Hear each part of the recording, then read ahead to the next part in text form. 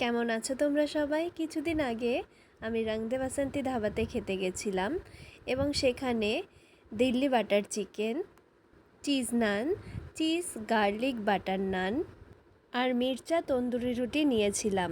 প্রত্যেকটার রিভিউ আমি তোমাদের সাথে শেয়ার করব। দিল্লি বাটার চিকেন খেতে মন্দ নয় এবং বোনলেস 5 পিস এবং বোন শুদ্ধ নিলে 4 পিস থাকে। এবার আসি চিজ নান এবং চিজ গার্লিক নানের মধ্যে।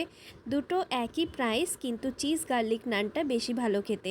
যাদের গার্লিকের গন্ধে কোনো রকম প্রবলেম নেই তাদেরকে বলবো আমি চিজ বাটার নানটাই অর্ডার করতে। দুটোই 135 করে দাম, কিন্তু অন্য জায়গার নানের সাইজের তুলনায় এখানের নান অর্ধেক সাইজ, অনেকটাই ছোট।